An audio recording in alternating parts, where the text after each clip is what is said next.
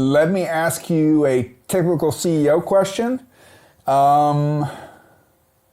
What is time to implementation, and what would something like this cost? I'm gonna use a point of reference. They used to have this heuristic with Six Sigma that said medium to large size company under $1 million, forget it.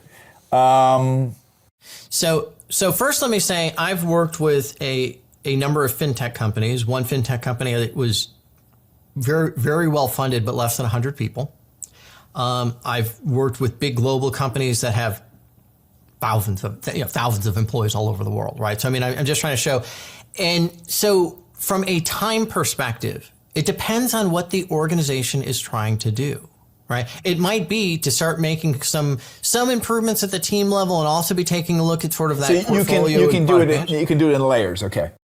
Absolutely. And that's what it should be, right? And so what I haven't shown yet, and I'll again, I know we're getting out of time, but I started to show some of the diagnostics that we've probably got a dozen, maybe a little bit more of these visual diagnostics to understand where the pain points are at, identifying where the constraint is at. How do we identify their value streams and do some value stream mapping?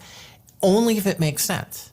Right. So again, I'm going to go back to saying where I've got VSM1, VSM2, VSM3. It's if we need to be at VSM1, it's going to be taking a look at how can we make improvements based on how work is coming to you, maybe within an IT organization, within a big company, to be better at execution. Right. It might be moving upstream a little bit more and saying, okay, you want to make a change in how you're actually making those investment decisions. What projects are getting stood up and approved and funded, right? So it's very flexible all the way through that. And it might not be VSM1 or VSM3. It might be a little bit of in between there. But you said something, you kind of gave me an indirect answer. So it's not based on size. So a company with 100 employees could use this sensibly and effectively. But you did mention that they were well-funded. Can a company with 100 employees that's not as well-funded as a fintech company afford this? Yeah. So how this is like what I've been showing that is non-PMI Disciplined Agile content. There's two primary ways that we offer this, right? One is just a flat out, if you want to acquire a little or all of this stuff, which is we've got thousands and thousands of hours developing it, so you don't have to do that. We sell it outright with some enablement to show you how to use it. So if you've got a PMO or you've got an Agile Center of Excellence, we can get you stood up and get you going, and you can acquire it.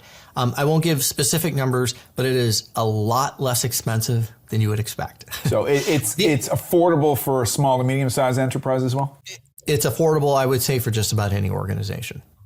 The other approach is that a lot of the consulting work we do, this is what we bring, our rates are going to be very commensurate with other, boutique consulting companies that are experts in this space. But, and I'll make this offer right now because I've wrapped up some of my current PMI work that has taken a lot of my time over the past, year. Anyone out there that would like to use this approach and this content, I will charge you my standard rate, and I'll use all of this content for free.